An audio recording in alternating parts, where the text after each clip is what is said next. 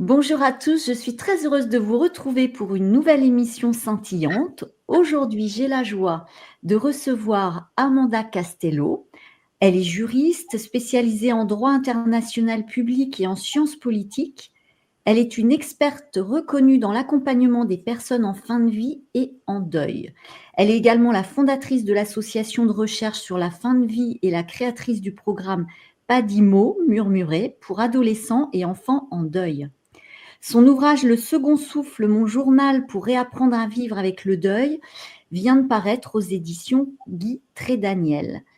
Je suis très heureuse de vous recevoir, Amanda, et bienvenue dans ce nouvel épisode des émissions scintillantes. Merci infiniment à vous, Valérie. Merci. J'en suis ravie, moi aussi. Alors, tout d'abord, je vais vous poser la question suivante. Que signifie pour vous la mort ? Un passage, juste un passage. Un changement d'état, une transformation, une évolution, un retour à la maison. Comment, justement, quand on est confronté à cette mort, comment la vivre, comment l'appréhender ? Je crois qu'il faut d'abord reconnaître que la mort, c'est un état naturel, c'est un changement naturel. C'est une transformation par laquelle on va tous passer un moment ou un autre. Donc, ça ne sert à rien de vouloir l'empêcher ou tenter de l'empêcher parce que ça fait partie, c'est une espèce de vérité inaltérable à laquelle il faut se confronter. Donc, on peut faire toutes les recherches sur la pérennité de la vie, puisqu'il y a quand même quelques illuminés qui dépensent un argent fou pour essayer d'obtenir l'immortalité. Mais je crois qu'en fin de compte, essayer de viser l'immortalité, c'est en fait, dans la phase actuelle, c'est se priver d'une grande opportunité, parce qu'en fin de compte, la fin de la vie nous permet d'arriver à un terme et de faire un bilan. Déjà, si on arrive à le faire avant, c'est mieux. Sinon, on le fera après. Et ensuite, de pouvoir continuer cette évolution. Et naturellement, c'est une question d'opinion. Ça, c'est la mienne. Je ne prétends pas que ce soit celle de tout le monde.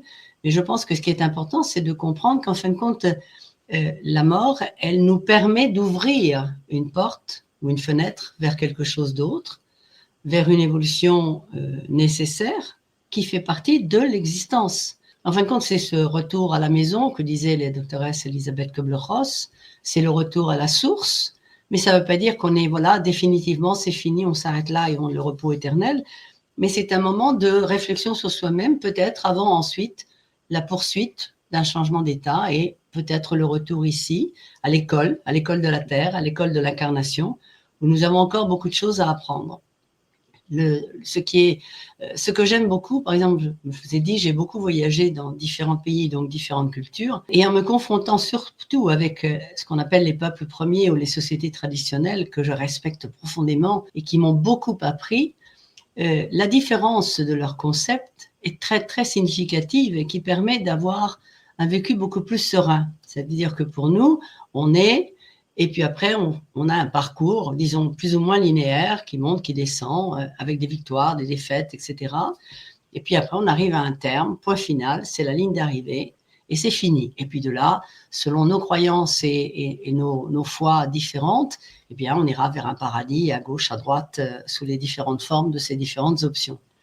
Mais pour les peuples traditionnels, les sociétés traditionnelles, les peuples premiers, les peuples racines, ça dépend des appellations que l'on veut leur donner, eh bien, il n'existe pas une ligne linéaire comme ça avec un point de départ et un point d'arrivée. Ils disent que chaque fois que l'on est à quelque chose, à un nouvel état, on meurt à un état précédent. C'est-à-dire que quand on est à la vie, quand on s'incarne, ça veut dire qu'on meurt à la vie précédente que l'on avait chez les anciens ou dans un paradis ou dans un autre espace. On quitte cet espace, donc on meurt à cette réalité pour naître à notre incarnation sur Terre. Ensuite, dans tout le processus de notre vie sur Terre, eh bien, quand, par exemple, le bébé va commencer à mettre ses premières dents, il va mourir à son état de bébé pour commencer à entrer dans son état d'enfance. Donc, c'est une mort et une nouvelle naissance. Quand la petite fille, pour prendre le cas de la femme, va avoir ses premières règles, eh bien, elle meurt à son état d'enfant pour naître à son état de jeune fille, de jeune femme, potentiellement qui est en mesure de donner la vie. Et puis, quand la femme va arriver à l'état de la ménopause, elle va mourir à son état de femme capable de donner la vie, donc dans son élément de reproductrice, et elle va rentrer dans l'âge ou l'état de la sagesse, de la méditation, enfin, pas pour tout le monde, mais pour beaucoup. Et puis, on suit un processus, c'est l'anthropause pour les hommes, et on suit donc un processus comme ceci, cyclique. Et quand on va arriver à la fin de sa vie, eh bien, on va mourir à cette vie physique pour de nouveau rejoindre un nouvel état qui est donc le paradis ou bien le terrain des anciens, etc., pour ensuite méditer, réfléchir et faire un bilan de vie et après décider quelle est la poursuite du parcours. Je trouve que ce parcours qui n'est pas linéaire mais qui est cyclique est beaucoup plus harmonieux et beaucoup plus en douceur. Et ça permet de comprendre à chaque état, de faire une réflexion sur ce passage. C'est la raison pour laquelle chaque passage est objet d'un rituel, ce qui est extrêmement important puisque nous sommes des êtres qui avons besoin d'un rituel pour comprendre le passage d'un état à un autre. Les enfants sont un exemple parfait de ce besoin. L'enfant, par exemple, quand meurt son poisson rouge ou son canari ou je ne sais pas, quel que soit son animal, eh bien, il a la nécessité de faire son enterrement, de faire un trou, de mettre des fleurs, d'écrire quelque chose, de mettre une petite croix ou des petites pierres. Parce que le rituel est l'élément qui nous permet à nous de comprendre, dans le cadre de la mort, bien sûr, qu'il y a un arrêt définitif d'un état pour pouvoir passer au suivant. Donc évidemment, le rituel, il est dans toutes les religions, il y a des rituels avec des différentes formes, qui sont les formes qui appartiennent à la croyance ou à la religion établie à laquelle on adhère. Et il y a aujourd'hui aussi des rituels laïques, c'est-à-dire des personnes qui ne choisissent pas une option religieuse ou philosophique particulière, mais qui estiment que c'est important quand même de célébrer le départ d'une personne aimée, d'un être aimé, et qui donc organisent un rituel laïque, avec des chants, avec des libations, etc. Parce que ce qui est intéressant de voir, c'est que pourquoi dans toutes les étapes et dans toutes les approches culturelles différentes, il y a toujours des chants, de la danse, des paroles, de la musique, des libations, des partages ou des pleurs, enfin toutes ces manifestations qui ont comme but de comprendre cette séparation qui existe entre le monde des vivants, physiques, et le monde des défunts qui sont de l'autre côté, dans le monde de l'invisible. Bon, je vais m'arrêter là parce que sinon je pars et je ne m'arrête plus, je préfère attendre vos questions. C'est très intéressant et puis je partage votre point de vue puisque moi je le dis à chaque départ, c'est une façon de célébrer la vie. Je choque parfois quand je dis ça, ça n'enlève en rien évidemment le chagrin de la perte du proche qui s'en va, mais je trouve que c'est vraiment une façon de célébrer la vie et d'être en gratitude aussi de manière à dire j'ai connu cette personne, j'ai partagé du temps avec cette personne et puis je suis consciente que je suis encore en vie dans cette parenthèse terrestre et c'est un cadeau. Donc je célèbre tous ces moments et je comprends ce que vous dites par rapport au rituel. Du coup, dans ce que vous dites, vous croyez au karma ? Je ne sais pas si c'est une question de croire ou pas. Je crois que pour moi, ça me paraît une évidence. Maintenant, bien sûr, comme tout, rien n'est démontré, rien n'est démontrable. On ne peut que constater. Je crois qu'il y a une différence aussi dans l'approche pseudo-scientifique. Il y a ceux parmi les sceptiques qui veulent tout démontrer, mais il y a quand même des choses qu'on ne peut pas démontrer. Ce n'est pas parce qu'on ne peut pas démontrer ou expliquer qu'un événement ou qu'une situation, qu'une chose n'existe pas. Donc, je crois qu'il faut vraiment davantage dire je constate, j'observe, je ne sais pas l'expliquer pour le moment, ça ne veut pas dire qu'on ne pourra pas un jour l'expliquer. Il y a beaucoup de choses qui autrefois s'appelaient paranormales et qui aujourd'hui est rentrée dans le normal. Donc je suis absolument, ça c'est une conviction, qu'il faut avoir beaucoup d'humilité. Je dis toujours que, à force de me répéter, je dis toujours que l'humilité, pour moi, l'humilité intellectuelle, c'est la mère de toutes les qualités, parce que quand vous avez l'humilité intellectuelle, c'est simplement la reconnaissance de nos limites. Donc, nous sommes limités dans notre capacité physique, nous sommes limités dans notre capacité de compréhension, nous sommes limités dans notre capacité intellectuelle, etc., etc. Donc, si je reconnais mes limites, eh bien, dans ce cas-là, je m'ouvre à autre chose. Parce que je dis, je ne sais pas, comme on disait tout à l'heure, hors émission, en fin de compte, plus on apprend et plus on accueille des choses et des événements et des nouvelles et des informations, plus on se rend compte qu'on sait très, très peu de choses et qu'on a un univers à apprendre, encore à découvrir. Donc, et c'est à mon avis ce qui est stimulant au maximum. En tout cas, moi, c'est ce qui me, comme on dit aujourd'hui, me booste un maximum. C'est cette soif de comprendre, c'est soif de découvrir, et c'est cette soif de m'enthousiasmer. Je suis vraiment, vous savez, l'enthousiasme, ça vient du grec, ça veut dire théos, ça veut dire dans Dieu, en Dieu. Donc, si le mot Dieu choque quelqu'un, disons que c'est dans le tout, dans le grand tout, avec un T majuscule. Dans la vie avec un grand V, quoi. Dans la vie, voilà, on met des majuscules pour les choses, dans la vie, dans le grand tout, dans l'unité. Voilà, je pense que c'est ça. En fin de compte, c'est cette possibilité de s'ouvrir chaque fois plus à ce que l'on ne connaît pas, ce qu'on ne comprend pas, mais que l'on peut comprendre un jour et qui nous aide à grimper, qui nous aide à nous développer nous-mêmes. Parce que je crois qu'en fin de compte, quand l'univers, il est fait de l'individu, du collectif, donc plus on apprend individuellement, plus l'univers lui-même s'enrichit. Donc, je crois que c'est ça qui est aussi très utile à faire passer comme message, c'est que ce n'est pas une espèce de connaissance individuelle, égoïste, égocentrique. Non, pas du tout.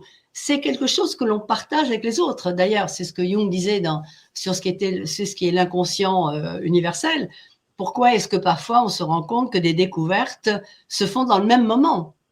C'est pas parce qu'ils se sont passés les petits messages secrets ou que des espions ont développé la connaissance ou ont volé la formule secrète. C'est simplement que dans cette vibration, puisque n'est-ce tout est vibration, dans cette vibration universelle, eh bien, nous partageons. Donc, nous enrichissons nous-mêmes et nous enrichissons cette vibration universelle. C'est la raison pour laquelle la révolution, elle part de l'intérieur, pas de l'extérieur.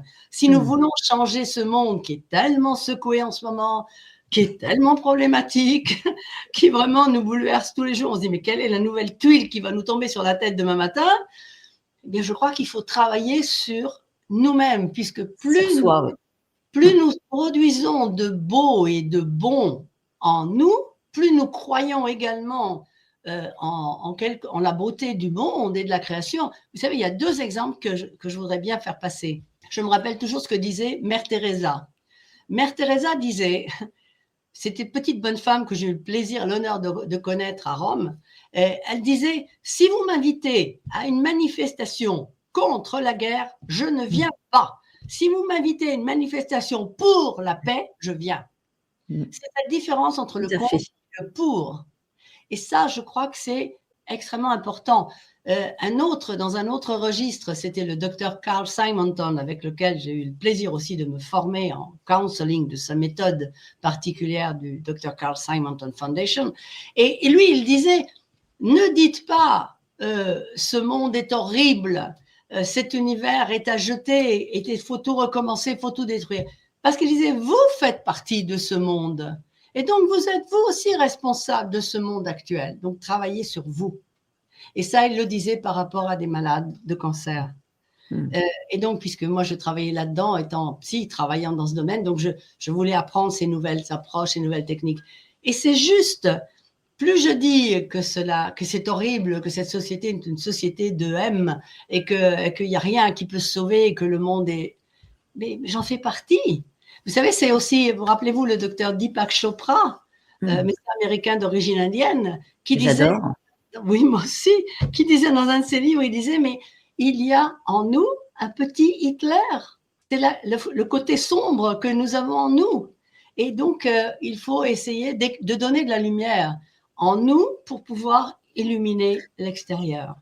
C'est ça, on est tous interconnectés et plus on va rayonner, créer, aimer, on hausse notre taux vibratoire qui du coup a une résonance sur les autres et puis on peut inspirer d'autres à se dire il est possible de changer des choses dans ma vie et du coup, ça sème des petites graines. Alors, Absolument. pour revenir à la thématique de vos ouvrages et du deuil, de la mort, quel a été le déclic? Quelle a été la motivation pour aborder et changer votre parcours professionnel? Puisque quand on voit un petit peu tout ce que vous avez fait, qu'est-ce qui vous a amené à vous approcher de ce parcours de fin de vie, de deuil, d'accompagnement? Alors, il faut remonter très loin, hein, parce que j'ai quand même un parcours bien de nombreux kilomètres sur mon existence. J'ai toujours été une grande idéaliste, avec une soif de justice absolue. Et donc, depuis très très jeune, depuis toute petite, je me suis engagée dans les batailles les plus impossibles, les plus impensables, et avec interdiction formelle et cachée de mes parents, puisque bien sûr, je prenais aussi des risques en essayant d'aller sauver, comme on dit, la veuve et l'orphelin. Et donc, en étant ensuite plus grande, eh bien, je suis partie donc à faire des études de droit, comme on a dit tout à l'heure, parce que je pensais que le droit international public, la science politique, ça pouvait être un instrument pour défendre toujours la veuve et l'orphelin. Et donc, j'avais une passion sur l'Amérique latine, et donc, bon, j'ai étudié bien sûr l'espagnol, le portugais, en plus de l'anglais à l'école, etc. Et donc, j'ai voulu partir en Amérique latine. En plus, en 68, j'avais 20 ans, et donc, c'était l'époque de Che Guevara, c'était l'époque des luttes en Amérique latine, de Camilo Torres, etc. Et donc, eh bien, je suis partie d'abord pour planter du café et puis pour couper la canne à sucre. Et puis après, de là, je me suis reliée à des organisations qui s'occupaient donc de lutte contre les dictatures. Et l'Amérique latine, à l'époque, c'était un territoire de dictature militaire et civile épouvantable. Et donc, eh bien, j'étais très, très engagée. Et puis, petit à petit, cet engagement s'est donc rationalisé, politisé. Il a été plus encadré parce qu'on ne peut pas faire voilà, ça de façon autonome sans avoir une structure autour de soi. Et donc, j'ai essayé, d'une part, donc d'abord de sauver des vies, de sauver des peuples, de dénoncer les injustices qui se présentaient partout. J'ai donc participé aux organisations internationales, aux ONG. J'ai participé à la décade des Nations Unies pour la femme, dans les conférences, les différentes conférences internationales, dont les dernières étaient Nairobi, et puis ensuite en Europe, au Danemark. Et donc, tout ça m'a poussé chaque fois plus en sauvant des gens et en étant bien sûr mêlée à leur propre vie, à vivre ce que cela voulait dire que la mort, la souffrance, la torture. Enfin, pas moi, je n'ai pas subi de torture, mais ce que de nombreux amis qui ont donc subi. J'ai donc perdu beaucoup d'amis très chers dans ces conditions-là. Et donc, j'ai touché de très près, très tôt. Et donc, je me suis aussi formée à ce qui était les approches psychologiques pour essayer après de récupérer les personnes qui avaient été victimes de la torture, pour récupérer leur identité de personnes, pour comprendre qu'elles avaient toujours leur dignité, qu'il fallait essayer de croire de nouveau qu'elles étaient de nouveau intègres. Parce que quand on ne souffre pas que dans son corps physique, on souffre dans son corps émotionnel, relationnel, spirituel. Donc, j'ai après beaucoup étudié naturellement au niveau de la psychologie, donc formation jungienne, et puis en appliquant donc tout ce que j'apprenais ensuite avec des techniques de médecine complémentaires comme le FT, comme la sophrologie, comme l'hypnose spirituelle régressive, etc.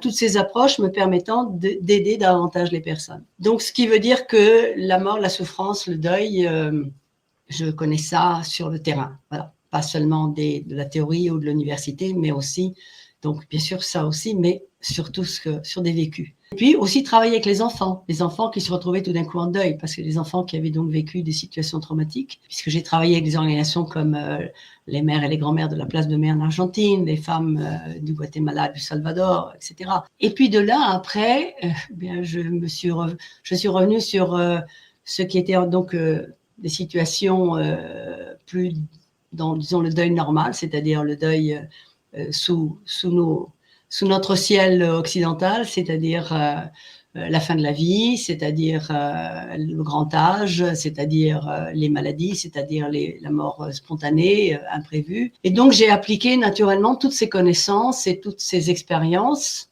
en faisant en même temps donc de la formation pour le personnel soignant, donc les médecins, les infirmiers, les psychologues, les bénévoles d'accompagnement, et puis en guidant par exemple des thèses universitaires pour des étudiants qui voulaient affronter la mort et la fin de vie sous différents aspects, pour des facultés de psychologie, de philosophie, de sciences infirmières, etc.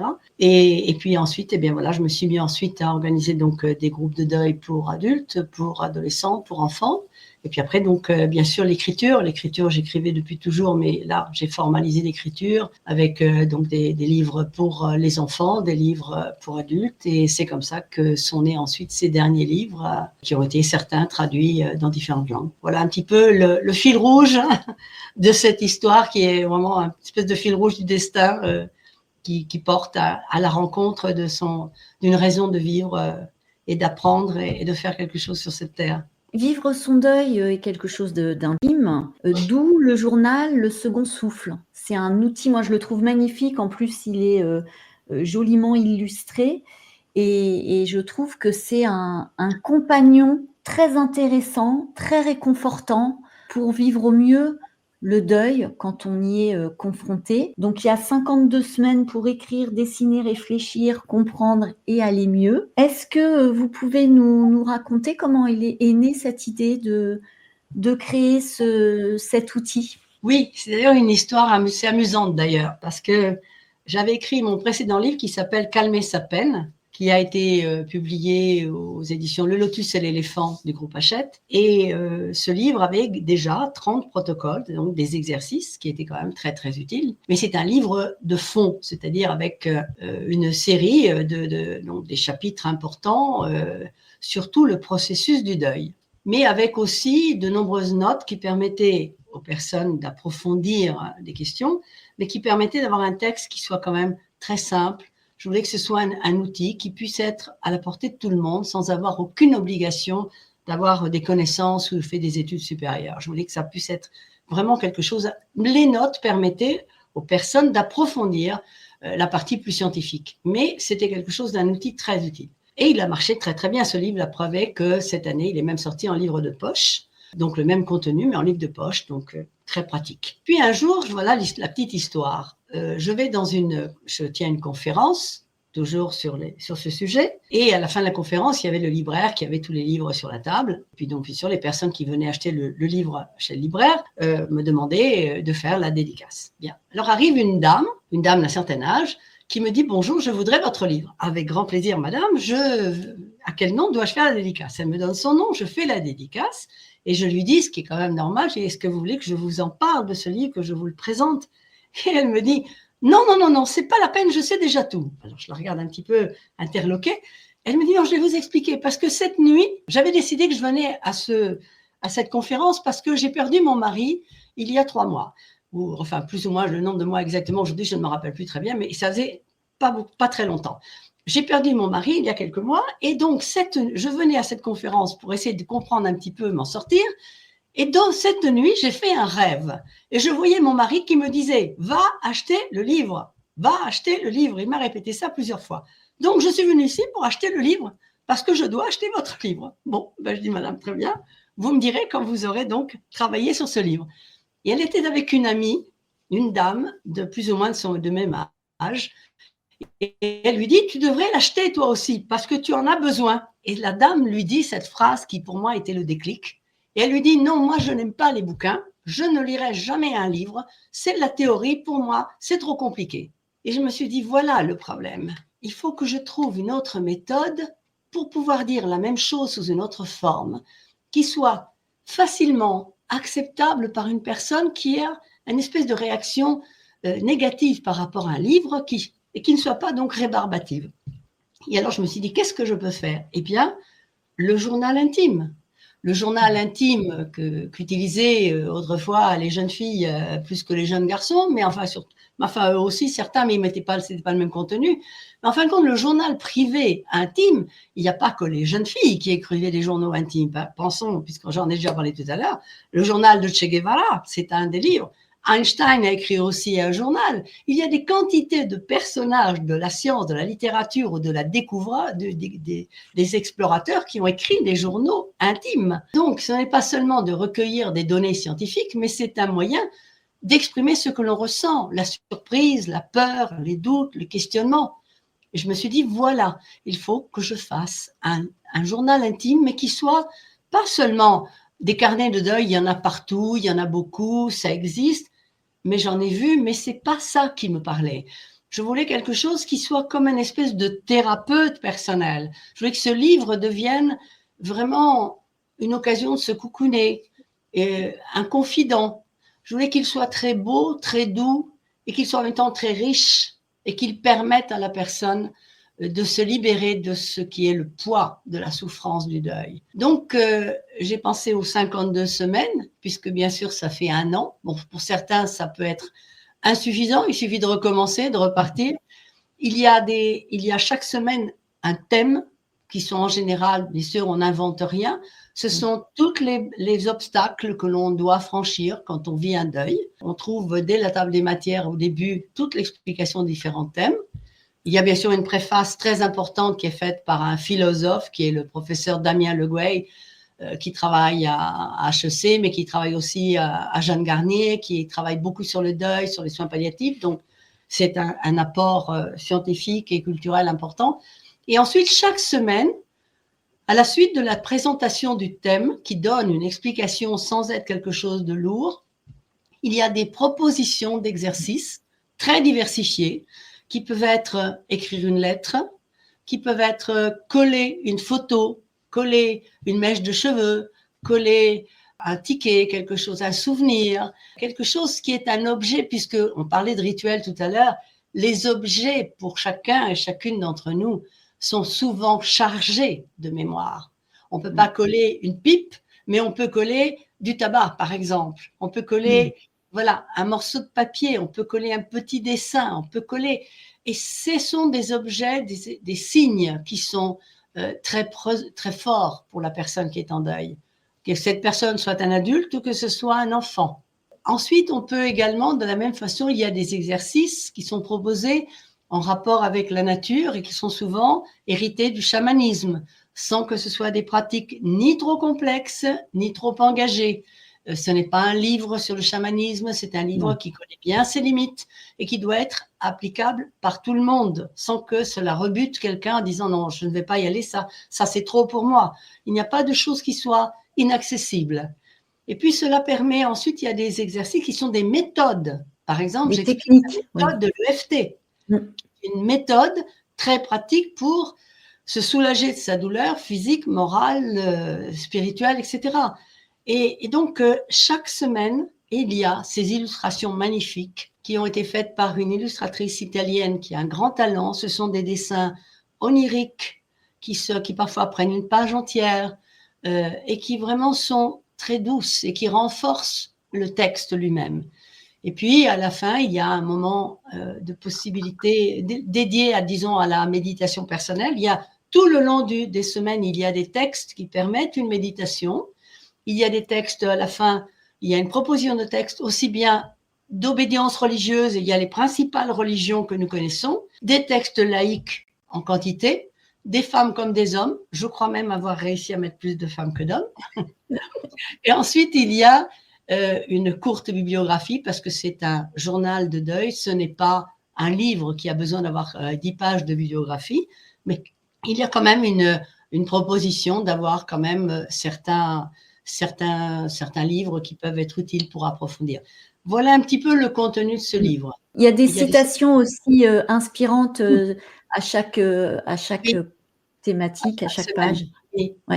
Je trouve ça, moi je suis très sensible aux citations et je trouve que ça permet à chacun de voir ce qui peut faire écho et ça fait voyager. Oui. Et puis tous les thèmes qui sont traités sont tous des thèmes. Alors, une chose importante, on n'est pas obligé de le prendre de la première semaine à la 52e semaine dans l'ordre chronologique. C'est bien de commencer bien sûr par l'introduction, la première, la deuxième semaine. Mais après, on peut choisir les thématiques qui sont les nôtres en ce moment précis. Parce que le deuil, c'est un parcours à obstacles, mais c'est un parcours évolutif. Donc, il y a des moments où, par exemple, pour une personne, le problème le plus grave, c'est son problème d'attention, de mémorisation. Je perds la mémoire, je ne suis plus attentive, j'oublie le gaz ouvert, j'oublie mes clés de la voiture, je ne sais plus où j'ai mis mes chaussettes. Enfin voilà, des choses. On m'a dit que je ne répondais plus au téléphone. Voilà, ça peut être pour quelqu'un une problématique de ce type. Et là, on va au chapitre qui est intéressé et on trouve des solutions, des problèmes. On trouve des propositions, des suggestions d'exercices.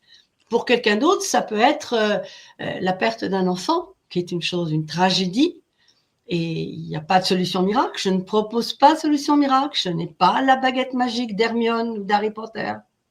C'est un parcours que chacun doit faire en sortant de l'intérieur ses entrailles, parce qu'on souffre à l'intérieur, on souffre à l'extérieur, on souffre partout. Donc, il faut accepter cette souffrance qui est normale. Je dis toujours que le deuil n'est pas une maladie, mais qu'elle peut le devenir si on ne fait pas attention, si on n'accompagne pas, et si on se prend pour Superman ou Wonder Woman, et qu'on croit que tout ira bien, qu'avec le temps, tout s'en va. Ça, c'est bon dans la chanson, mais pas dans la réalité. Donc, il faut de nouveau revenir à l'humilité et se dire, il n'y a pas de honte à dire, j'ai mal ici, j'ai mal là, j'ai mal dans mon corps, j'ai mal dans mon cœur, j'ai mal dans ma tête.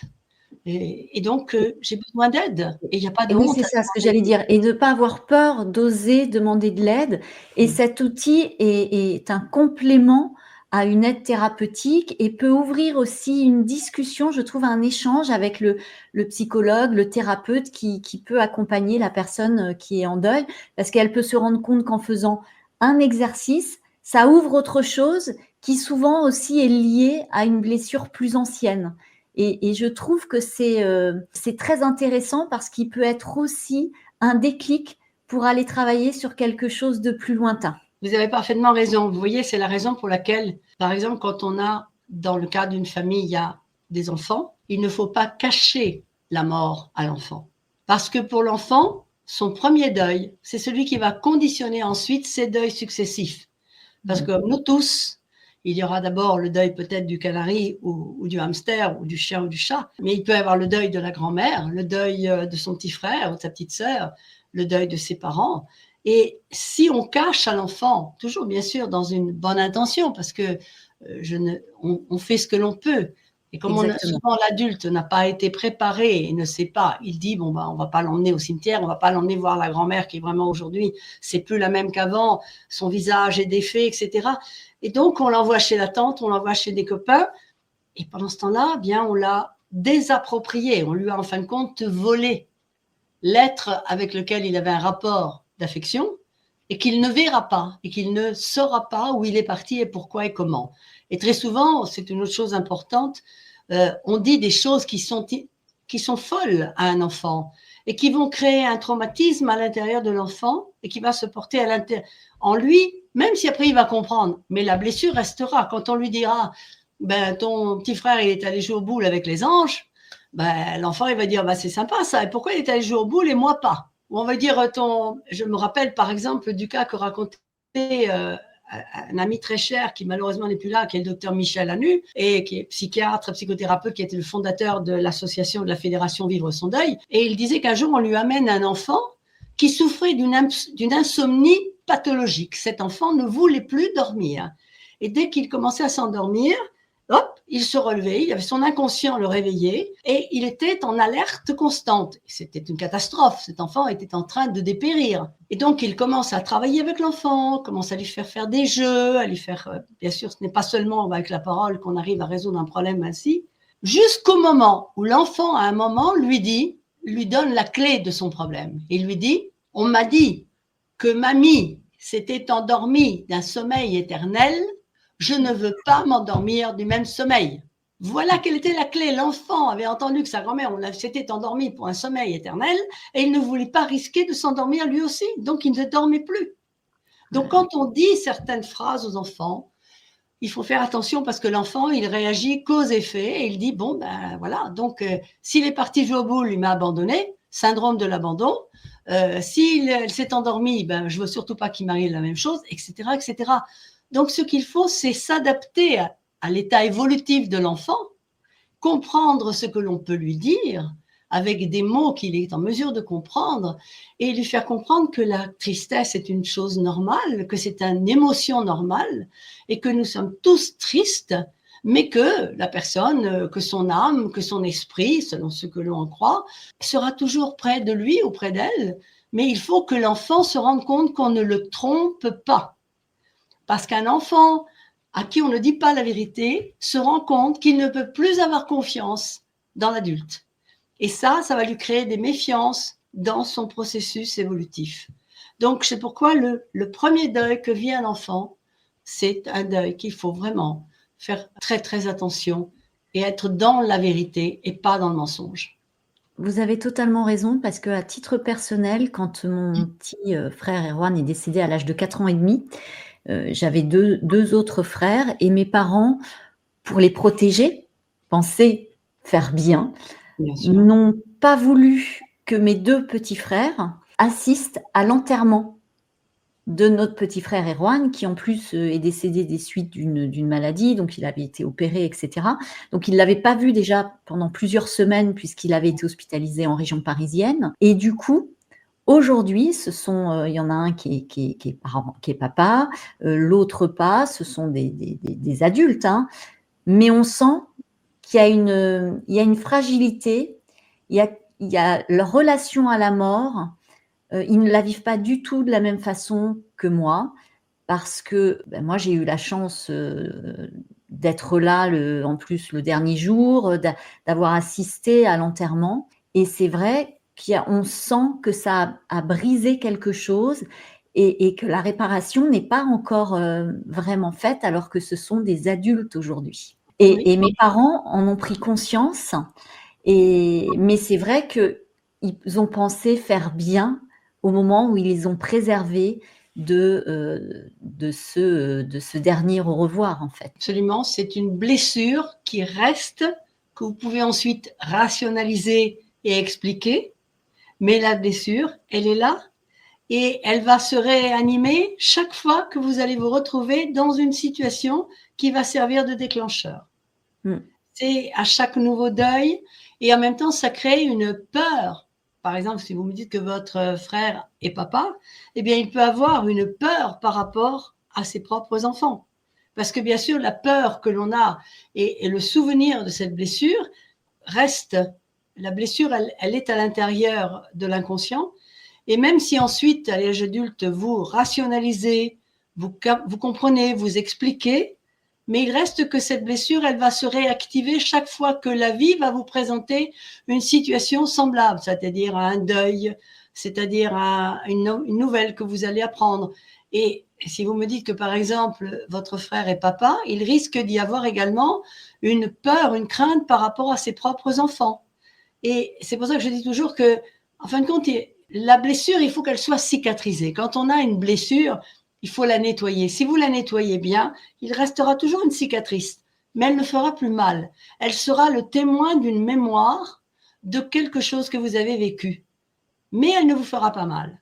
Alors que si la blessure, elle n'a pas été soignée, eh bien, elle sera toujours avec un risque d'infection et elle sera toujours extrêmement sensible. Donc, bien naturellement, on fait ce que l'on peut avec les moyens que l'on a. Et je pense que les parents hier ou les parents aujourd'hui qui n'ont pas peut-être cette connaissance ou cette approche, ils font ce qu'ils peuvent pour bien sûr aider leurs propres enfants. Mais ce qu'il faut, c'est essayer de le faire comprendre. Vous savez que c'est le même problème dans les écoles. Les enseignants, les professeurs, quel que ce soit, depuis la maternelle jusqu'au secondaire, ne sont pas préparés à gérer la souffrance d'un enfant, quel que soit son âge, dans leur classe quand il y a à la maison un deuil ou une maladie grave. Parce qu'on ne leur a pas appris cet aspect de la psychologie. On leur a appris peut-être la psychologie de l'enseignement, et encore j'ai quelques doutes quand on voit les résultats, mais au niveau de l'accompagnement et de l'écoute, qu'est-ce qu'on fait avec un enfant qui tout d'un coup est apathique ou avec un enfant qui soudain devient extrêmement agressif si on ne sait pas ce qu'il ressent et si on ne sait pas ce qu'il se passe à la maison? et si on n'est pas capable de l'écouter.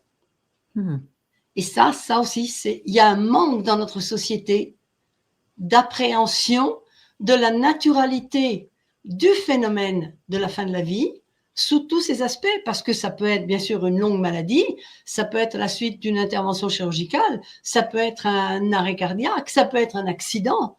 Ça peut être un suicide. Ça peut être un suicide, il y a chaque fois plus, ça peut être le résultat d'une violence, on parle chaque fois plus de féminicide, de bullisme, de violence entre les enfants dans les écoles. Il y a tellement de violence aujourd'hui, mais il ne faut pas la cacher. Il faut essayer de l'affronter et de dire, c'est pas une question de savoir c'est bien, c'est mal, mais c'est de comprendre d'où vient cette violence, d'où vient ce manque de respect de l'autre, d'où vient ce manque de capacité de s'intéresser pour l'autre. Très souvent, j'entends des familles qui disent, moi je dis à mes enfants, s'il y a une bagarre, surtout éloignez-vous, allez-vous-en, allez-vous-en. Vous savez, c'est un peu aujourd'hui, on a tous un téléphone portable. Alors les gens font des photos d'un accident de la route, d'une violence qui se passe, mais on n'intervient pas. C'est une société de lâches. Bien sûr, si vous intervenez, vous risquez de prendre des coups en même temps, vous risquez d'être impliqué, de perdre du temps parce qu'on vous appelle comme témoin, mais qui sommes-nous? Il faudrait nous poser la question. Qui sommes-nous en tant qu'êtres humains? Est-ce que nous avons aussi, pas une obligation, mais est-ce que ce n'est pas dans nos gènes ou dans notre le fait d'être un être humain qui sommes une parcelle du divin?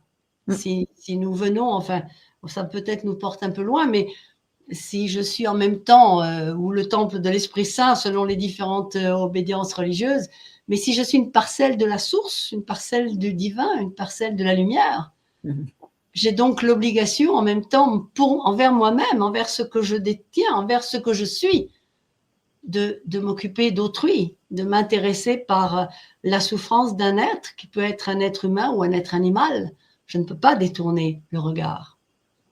Vous abordez justement le côté spirituel et dans la 8e semaine, vous parlez des vécus subjectifs de contact avec un défunt, VSCD. C'est signe que certaines personnes reçoivent après la mort d'un être cher et vous avez donné l'exemple de cette dame qui est venue à votre séance de dédicace et qui disait qu'elle avait reçu l'appel de son mari à travers les rêves et souvent effectivement pour les personnes qui n'ont pas développé ou accueilli leur médiumnité, parce que de mon point de vue, je dis bien de mon point de vue, on a été tous médiums et en fonction de là où on grandit, de notre éducation, de nos croyances, etc., on étouffe cette sensibilité que nous avons tous. Et du coup, souvent, le défunt passe à travers les rêves pour se manifester, mais pas que. J'aimerais que vous nous parliez de cette semaine de travail que vous proposez. Je crois que, alors d'abord, les VSCD, comme ils s'appellent aujourd'hui, c'est-à-dire les vécus subjectifs de contact avec un défunt. Pourquoi subjectif? Parce que c'est un message qui s'adresse à vous et pas à personne d'autre. Le rêve qu'a eu cette dame, c'était un rêve pour elle. Donc, c'était un message qu'elle recevait de son mari qui lui disait d'aller acheter ce livre qui pouvait l'aider. Et je pense effectivement ce livre était en mesure de lui donner une aide, de lui apporter une aide. Mais il y a beaucoup d'autres. Les rêves sont certainement un des moyens qu'utilise l'être désincarné, ou l'âme, ou l'esprit, comme on préfère l'appeler, de l'autre côté, qui veut rester en contact d'une façon ou d'une autre. Ce n'est pas incompatible, parce que parfois les gens disent « Ah, mais alors s'il reste en contact, il ne peut pas s'élever. » Mais si, dans cette dimension-là, tout est possible. Donc on peut aussi bien s'élever qu'en même temps rester auprès des êtres chers et de les aider. Je ne dis pas constamment, ce n'est pas l'être qui est décédé, n'est pas un ange gardien. On est bien d'accord. Cela peut devenir un esprit guide, mais en tout cas, juste après son décès, il a quand même beaucoup de choses aussi à apprendre. C'est une nouvelle demeure. C'est comme quand on arrive dans un nouvel endroit. Il faut arriver à comprendre. Rappelez-vous, on se rappelle tous, je crois, ce film magnifique qui s'appelle Ghost, que nous avons tous vu et revu.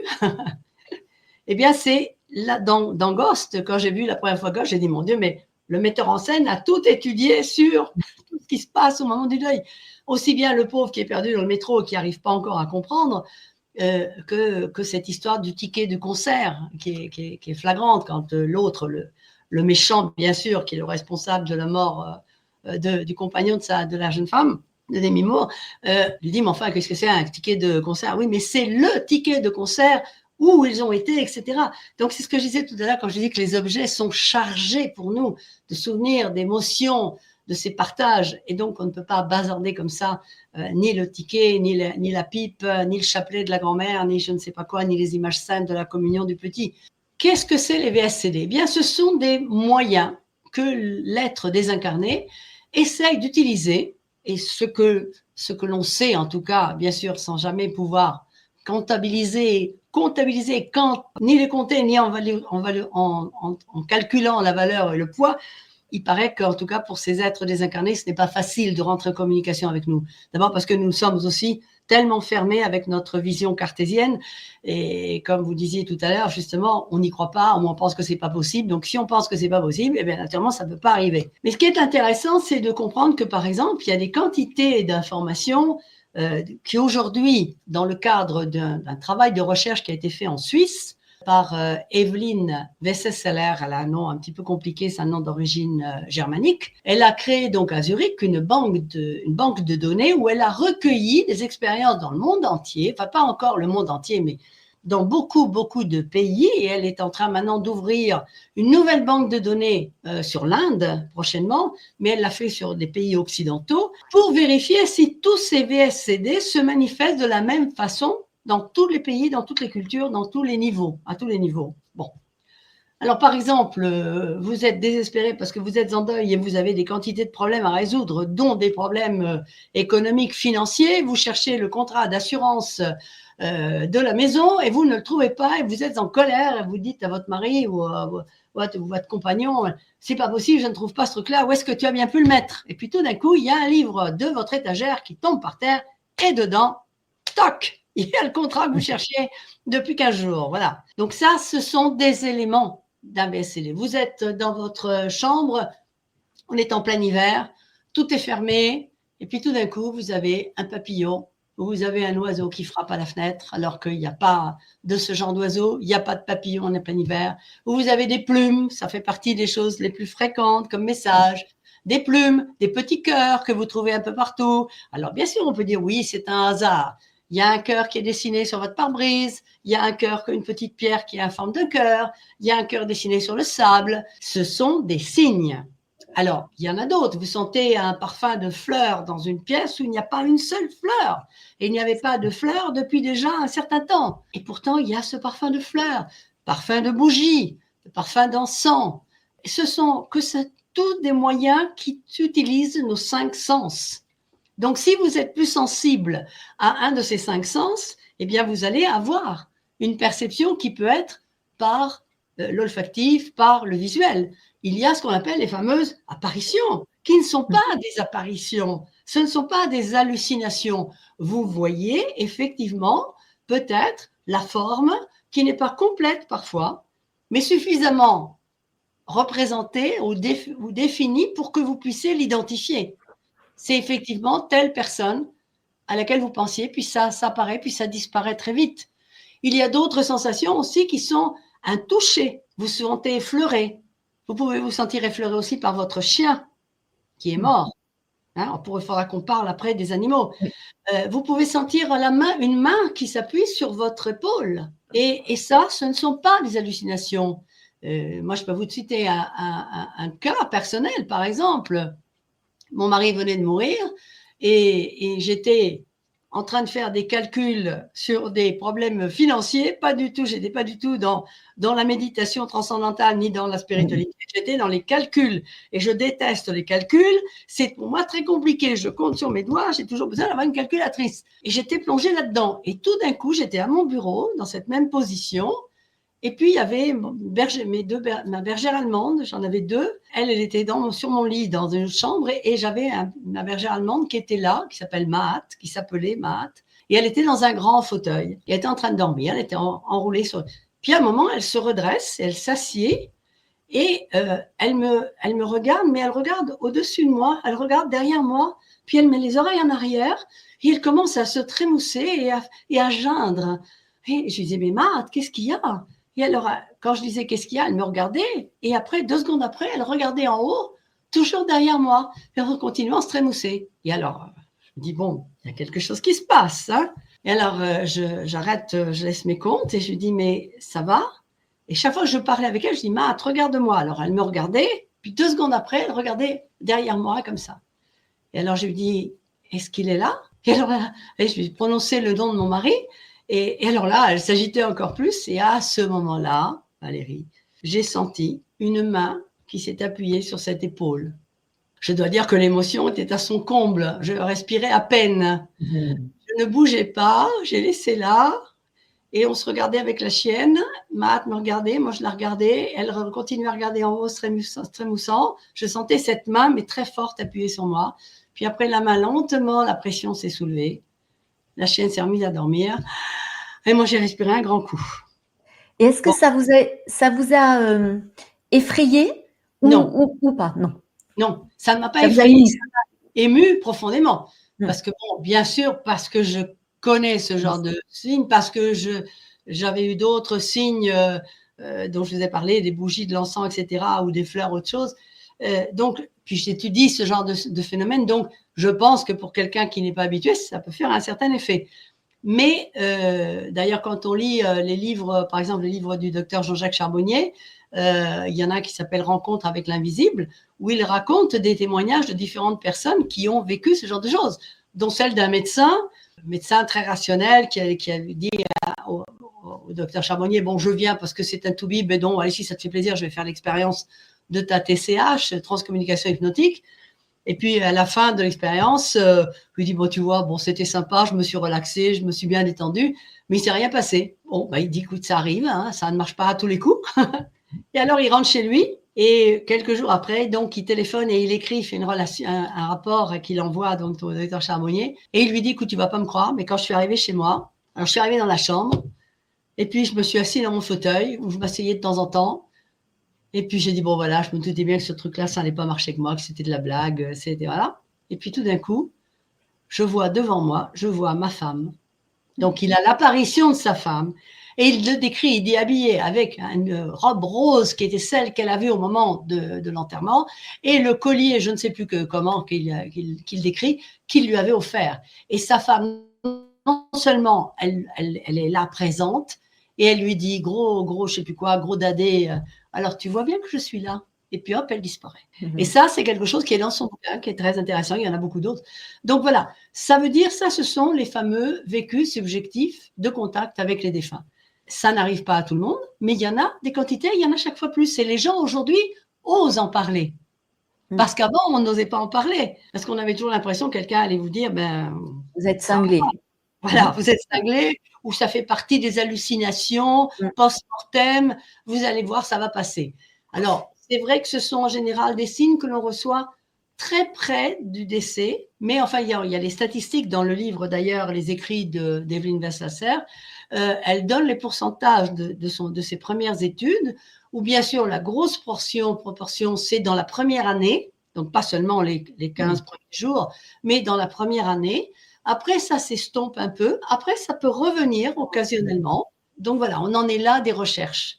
Mais les VSCD sont une réalité qui est aujourd'hui objet d'étude également. C'est pas moi qui vais vous dire le contraire en tant que médium, forcément. C'est ma réalité quotidienne. J'aime beaucoup aussi la partie où vous invitez le lecteur, la lectrice à pratiquer le dialogue avec le cœur. Oui, ça a surpris beaucoup parce que quand on a dit mais c'est quand même c'est bizarre faire un truc pareil. Et pourtant, vous savez ce que c'est que le péricarde? C'est quelque chose que même auquel les médecins souvent ne parlent pas. Alors le péricarde, c'est cette espèce de substance, je ne sais pas comment on peut la définir, de couche qui est autour de notre organe du cœur. Et parfois, eh bien, il peut devenir rigide, il peut devenir dur, il peut se casser. Et on parle de cœur brisé. Hein. Tu me fends le cœur, comme dit Marius, je crois, ou le cœur brisé. Eh bien, ce sont des choses auxquelles il faut donner de l'attention. Et par exemple, moi, je dis souvent, je vais dépasser un petit peu, par exemple, dans le cas d'une thérapie, j'avais une jeune femme qui devait subir l'ablation des 2 seins à la suite donc d'un cancer du sein. Et elle devait donc subir une mastectomie totale. Et avant donc l'opération, on a beaucoup travaillé ensemble et je lui disais, mais il faut que vous parliez à vos seins. Elle m'a dit, comment est-ce que vous voulez que je parle à mes seins? Ça lui paraissait vraiment complètement loufoque ce que je lui proposais. Je dis, mais le sein, qu'est-ce que c'est? À quoi il vous a servi? Vous avez été maman? Oui. Vous avez allaité? Oui. Donc vous vous rendez compte de l'importance de ce sein. Donc on a commencé à parler de l'organe en lui-même, de l'importance de cet organe, de l'utilité de cet organe, de ce qu'il avait fait de bien, de ce qu'il avait joui aussi, du plaisir, parce que le sein est aussi un organe du plaisir dans le rapport charnel, humain, sexuel avec son partenaire. Je disais, le sein, mais c'est quelque chose d'extraordinaire. En fin de compte, maintenant, vous avez vécu, donc à l'époque, je crois qu'elle n'avait pas 40 ans, donc c'était quand même quelque chose d'assez lourd comme expérience. Et je me dis, mais il faut d'abord les remercier, il faut exprimer ce dont vous parliez, la raison pour laquelle vous avez créé un livre sur la gratitude. Donc, exprimer de la gratitude à ces saints et leur expliquer ce qu'il fallait faire pour que tout le corps continue à vivre. Et on a donc travaillé là-dessus, et je vais finir avec ça, mais pour vous dire, je ne vais pas être trop loin pour l'analyse, parce que ce n'est pas le but maintenant, mais cette jeune femme qui est devenue une amie aujourd'hui, parce qu'avec beaucoup de mes patients, on a créé des liens d'amitié, eh bien, elle a très bien vécu l'intervention, la mastectomie complète, la reconstitution suivante, et aujourd'hui, c'est une femme épanouie, qui a une vie, qui fait du sport, qui a vécu les différentes ensuite expériences de son existence. Et quand on en parle, elle me dit, au début, j'ai vraiment cru que vous me preniez, que vous étiez pas très clair dans votre tête. Et vous êtes bien, je me suis demandé, mais où est-ce que j'étais tombée? Et aujourd'hui, je me rends compte que si je n'avais pas fait ça, j'aurais vraiment vécu ça comme une vraie mutilation. Pas la mutilation, mais la mutilation comme un crime que j'aurais fait contre moi-même. Et là, non. Et donc, je pense que c'est dans cet esprit qu'il faut arriver à comprendre que l'on peut aussi parler avec son cœur. Parce qu'en fin de compte, parfois quand on a même un peu de tachycardie ou qu'on est agité, mais moi je dis aux personnes, mais je le fais pour moi aussi. Je me mets à parler avec mon cœur, je mets ma main sur mon cœur et je le calme. Et je dis, mais qu'est-ce qu'il y a qui ne va pas? Qu'est-ce que je peux faire pour toi? Est-ce que c'est vrai que souvent je te laisse travailler tout seul, je ne m'occupe pas de toi? Je sais que tu fais tout pour moi, que tu gères tout pour moi, tu es un magnifique chef d'orchestre. Mais en fin de compte, je me rends compte que je suis égoïste dans ce moment-là. Je devrais me rappeler qu'en fin de compte, tu es le chef d'orchestre et pour que tout fonctionne bien, il faut aussi que je prenne soin de toi. Et donc, je pense que là, ce dialogue qui est proposé, qui au début peut être un peu gênant, on le fait une première fois, on essaie une deuxième. C'est un dialogue que je pratique, moi, à titre personnel, avec chaque partie de mon corps. Et quand j'ai une partie qui m'envoie des signaux, parce que j'ai probablement pas été suffisamment à l'écoute de mon âme. Quand j'étais plus jeune, avec la maladie de mon petit frère, j'étais plus en rébellion, en bataille. Oh là là, on se bat contre la maladie. Et avec mon évolution spirituelle, j'ai compris que, au contraire, c'était un cadeau que mon âme me faisait pour voir ce qui n'allait pas finalement dans cette incarnation. Et du coup, je chéris chaque partie malade, chaque partie en blessure. Alors ça n'empêche en rien une consultation chez un médecin, chez un spécialiste, bien évidemment. D'ailleurs, pour poser le diagnostic.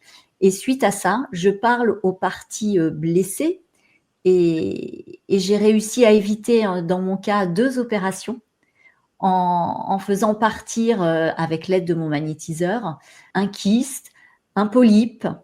Et du coup, je suis en gratitude envers mon cœur, mais envers mon corps et chaque organe que je remercie chaque matin quand je me lève. C'est ce que j'explique effectivement dans mon livre, comment manifester la gratitude au quotidien. C'est vraiment un dialogue constant parce que c'est notre véhicule terrestre et si on ne le chérit pas, eh bien, au bout d'un moment, il n'aura plus de carburant pour pouvoir nous accompagner jusqu'à notre dernier souffle. Exactement, oui, je suis parfaitement d'accord, parfaitement en ligne. Il y a beaucoup dans cet ouvrage aussi, l'écriture est très présente. Que symbolise-t-elle pour vous? L'écriture, elle est communication et elle est naturellement thérapeutique. Dans ce domaine, je crois qu'aussi bien l'art que l'écriture sont deux moyens très pratiques, comme vous disiez tout à l'heure. On n'a pas besoin d'être un prix Nobel de littérature, ni d'être avoir fait les beaux-arts pour utiliser ces approches. C'est une façon de s'exprimer, c'est une façon de laisser une communication directe avec l'âme, avec l'inconscient, c'est-à-dire les choses qu'on n'oserait pas dire ou qu'on va filtrer par nos connaissances, par notre éducation, notre société, etc. Eh bien, par le dessin et par l'écriture, cela sort librement. Et donc, on peut voir en même temps. Parfois, on ne sait pas, mais quand on voit le résultat ou quand on lit, quand on voit le résultat graphique et quand on lit l'écriture, eh bien là, il y a souvent des petits verrous qui sautent et on comprend certaines choses qu'on ne voulait pas s'avouer à soi-même. Et moi, j'invite toujours les personnes lors d'ateliers de bien noter la date du jour où ils font l'exercice, parce que je trouve que c'est important quand ils réouvriront leur cahier, leur journal, là en l'occurrence votre ouvrage, de voir le chemin parcouru. Oui, certainement. C'est une évolution constante. Exactement. Alors, on a parlé de la perte d'un enfant, on a parlé d'un enfant qui perd un proche. Je voulais aussi qu'on revienne sur la perte d'un animal de compagnie, parce que c'est un être vivant à part entière qui compose, c'est un membre de la famille. Et il y a un exercice, moi, qui m'a énormément touchée et fait écho, comme je vous le disais en off au début on a échangé avant de démarrer l'émission, c'est la lettre de gratitude envers cet animal de compagnie, parce que c'est quelque chose que je propose également dans mon ouvrage. Et comme vous le disiez aussi en début d'émission, toutes ces synchronicités, ces vibrations, ces énergies au même moment, et c'est un exercice qui, je trouve, est très puissant, parce que ils sont là, ils sont présents, et on pense parfois que c'est acquis, mais non, leur amour n'est pas acquis. Et on leur doit aussi d'être reconnaissant pour tout cet amour, pour cette fidélité, ce non-jugement que nous apporte notre animal de compagnie. Comme je vous disais hors émission, je ne pourrais pas concevoir de vivre sans un animal avec moi, auprès de moi, et moi auprès d'eux, parce que je crois que c'est un échange paritaire. J'ose le mot paritaire, parce que je n'aime pas cette espèce de hiérarchie verticale, nous au-dessus, et avec notre orgueil, alors que nous comprenons très très peu, et nous savons très peu du monde animal. Dans mes approches, aussi bien dans ce livre que dans le précédent, il y a un chapitre entier dédié aussi au deuil animal, et dans celui-ci, il y a une semaine entière qui est dédiée à cette approche. J'ai voulu traiter deux aspects, parce qu'en général, on pense à notre souffrance par rapport à la perte de l'animal. C'est toujours cette espèce de vision égocentrique que nous avons. Nous sommes le centre, et voilà. Et tout ce qui nous touche, il faut arriver à trouver des solutions à ce qui nous touche. Donc, bien sûr, il faut essayer de comprendre et qu'est-ce que cela représente pour nous, la fin de la vie de notre animal, qui n'est pas éternel et qui, bien sûr, malheureusement, vit beaucoup moins que nous. Et donc, quand on a un animal, il faut comprendre que c'est une responsabilité qui est pour toute sa vie et qu'il va nous accompagner pendant une grande partie de notre vie, parce que quand on a beaucoup de chance, eh bien, on peut arriver à vivre 10, 15 ou 20 ans avec un animal, selon bien sûr la race et la loi biologique de son espèce, mais que ce sont quand même, en fonction de notre évolution personnelle, des moments extrêmement forts. Et quand on repensera plus tard à la période que nous avons vécue avec cet animal, on se rendra compte que ce que l'on n'a pas vu à ce moment-là, de tout ce que nous a apporté cet animal, de tout éventuellement, de tous les choix que l'animal nous a fait faire, de cette façon que l'animal a eu même de nous guider, je dirais même de nous guider, d'orienter certains de nos choix. Et ça, je trouve que c'est vraiment extrêmement important. Parce que, en fin de compte, par exemple, pour un enfant, c'est certain que quand l'enfant arrive et qu'il y a déjà un animal à la maison, pour lui, il fait partie de son univers. C'est pour ça que moi, je ne les appelle plus animal de compagnie, mais animal d'affection. Parce que le rapport que nous avons créé est un rapport affectif, relationnel, de partage. L'enfant, il partage ses jeux, il partage ses colères, il partage ses injustices envers l'animal. Parfois, il se prend même quelques réponses nécessaires. il y a tout un travail d'éducation que fait l'animal aussi vers l'enfant. Et puis pour une personne âgée, pensons bien à ce que représente l'animal d'affection pour la personne âgée, qui va parfois l'accompagner jusqu'à son dernier souffle. Et pensons également à notre responsabilité, parce que de la même façon que je suis responsable d'un enfant, je suis responsable de la personne qui est à côté de moi, je suis responsable d'accompagner la personne jusqu'à son passage de l'autre côté, je suis aussi responsable d'accompagner l'animal qui m'a tout donné jusqu'à son passage lui aussi de l'autre côté du voile. Tout ce que j'ai pu lire et comprendre de par mes lectures, mes études et de par mes expériences aussi dans d'autres dimensions et aussi d'autres dimensions, j'entends parallèles, parce qu'on pourra en parler. Donc j'ai revu mes chiens décédés, je les ai ressentis sur moi dans le cadre par exemple d'une hypnose régressive spirituelle, et j'ai ressenti mon chien qui pesait, c'était un croisé bas rouge, il pesait dans les 60 kilos et je sentais 60 kilos sur moi et je caressais des poils. Et j'étais dans la journée, j'étais éveillée. Une autre fois, je les ai vécus en TCH avec le docteur Charbonnier, où j'ai vu mes 3 chiens, dont la dernière, ma bergère des Pyrénées, qui sont venus me voir et qui ont communiqué avec moi, puisque je les ai accompagnés tous jusqu'à la fin de leur vie. Voilà, donc ce rapport avec l'animal, il va bien au-delà. Bon, je ne sais pas sûr que toutes les personnes qui nous écoutent partagent la même opinion, mais c'est mon expérience et ma conviction que je n'impose à personne.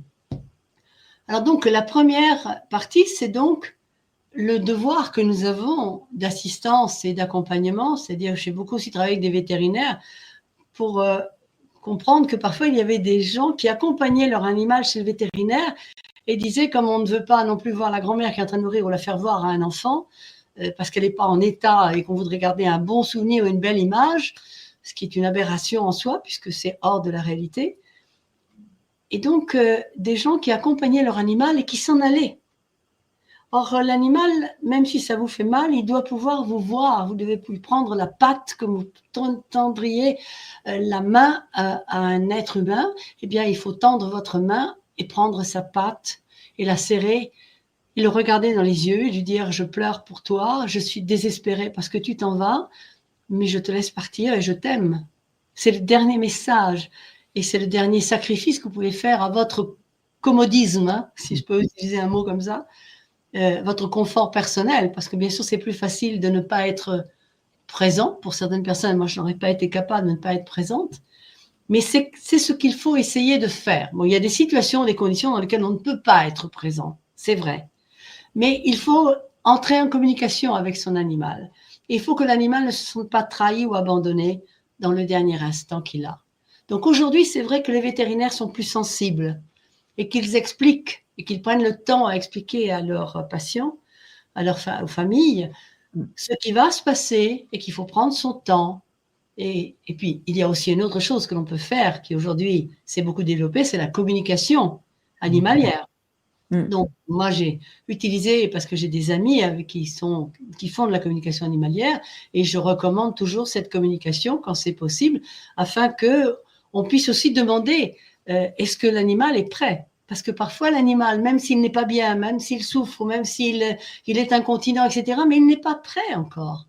Il a envie encore de rester, puis à un moment, il dit oui, je suis prêt. Et là, ça peut être le moment donc de l'aider à partir. Parce que c'est souvent donc un sens de culpabilité que l'on a, de se dire est-ce que j'ai bien fait, est-ce que j'ai mal fait, est-ce que c'était le moment juste ou pas. Donc ça, c'est déjà le premier rapport que nous avons, nous, par rapport à l'animal et de la souffrance que nous avons par rapport à l'animal. Et le deuxième aspect que j'ai voulu traiter, c'est la souffrance de l'animal qui est en deuil. Parce que l'animal aussi vit son deuil.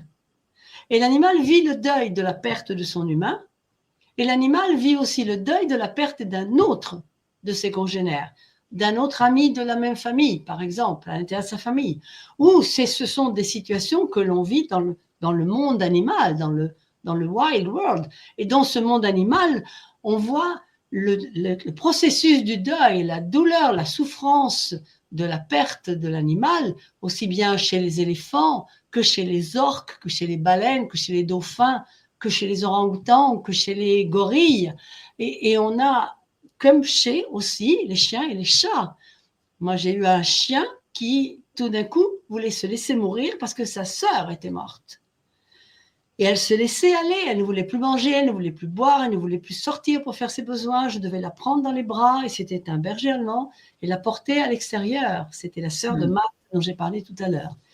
Et j'ai vu, je l'ai déjà raconté dans d'autres endroits, une oie qui s'est laissée mourir, un mâle, parce que sa compagne était morte sur le nid, parce qu'un œuf s'était brisé à l'intérieur, ce qui arrive. Et elle était morte. J'ai eu beaucoup de mal à en enlever de son nid. Et le lendemain, il est allé s'installer sur le lit de sa compagne. Il a passé son temps à gémir. Et le lendemain matin, quand je suis allée de nouveau dehors, il était mort sur le nid de sa compagne. Le cœur brisé. Le problème, c'est que ces personnes qui sont mortes, par exemple des personnes âgées qui étaient seules avec leur animal, l'animal s'est retrouvé donc tout seul tout d'un coup, abandonné, avec le syndrome de l'abandon. Et la famille était là. Parfois, la famille avait déjà des animaux et ne pouvait pas en prendre d'autres. Parfois, elle n'avait pas les conditions parce que l'appartement, parce que ceci, parce que cela, parce qu'ils ne savaient pas quoi faire avec un animal et qu'ils ne voulaient pas gérer un animal. Et l'animal s'est retrouvé dans un refuge, complètement abandonné et seul pour gérer son deuil. Ça aussi, c'est un aspect où nous avons notre responsabilité et où souvent on ne s'occupe pas beaucoup de ce que signifie le deuil pour un animal. L'animal souffre de la même façon que nous. Il a un rapport affectif, il a ses sympathies, ses antipathies, il fait parfois des farces. Mais nous sommes tellement pleins de cet orgueil de l'être humain et de cette suprématie que nous prétendons avoir sur la création, qui fait que c'est un aspect secondaire. Or, je crois que c'est vraiment important de l'enseigner aux enfants, de leur enseigner que, en fin de compte, le respect pour l'être humain, il passe par le respect de l'animal. Et que si vous avez un enfant qui n'est pas capable de respecter un animal, il ne respectera pas un être humain plus tard. Je crois que ça aussi, c'est un rapport où il faut mettre de la lumière. Je partage votre point de vue. On arrive à la fin de cette émission. Oui. Je vous remercie infiniment, Amanda, pour tous vos éclairages, pour votre expérience, pour tous ces conseils et pour cette journal intime pour réapprendre à vivre avec le deuil, le second souffle, paru aux éditions Guitry Daniel, qui, je trouve, est vraiment un cadeau pour les personnes en deuil.